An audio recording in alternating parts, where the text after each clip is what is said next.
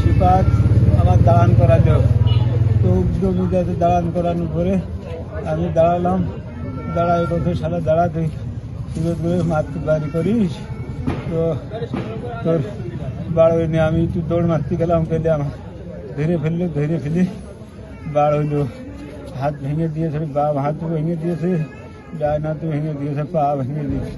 কিটা কিটা ছিল, কাকে চিনতে পেরেছেন আপনি? ছিল ওখানে সিপাত আর ওই লিমন, এই দুজনেই মারিয়েছে আমার, আর কেউ মারিনি, আমি কারো কবো না, আমার এই দুজনেই মারিয়েছে। আর ওরা এইটা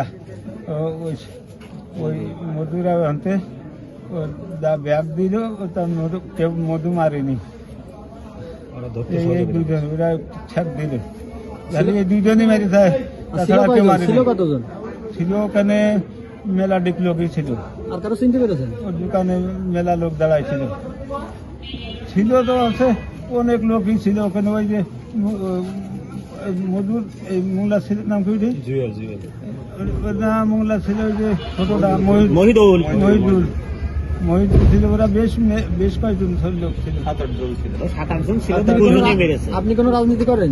না, আমি ফিরোজগুলো করে, আমি রাজনীতি করি না, সমাজ ইসলামের ফিরোজের দল করে। আমি হচ্ছে, ওরা কার দল করে? ওরা হচ্ছে রাশেদ গুরু। আমি চিলা চালাইছিলাম, আমরা ওইটা করি না, খালি কাজ করি, কৃষি কাজ করি, খালি আসছি মিছিল ছিল, মিছিলে আসার জন্য আসছিলাম, যাবো বলে চলে আসছি বাড়ি আসছিলাম। আর ওই জায়গাতে রাস্তাতে ধরে মারলো, বড় রাস্তা। আপনি কি একাই ছিলেন? আমি একলাই ছিলাম, সাইকেলে একলাই আসছিলাম।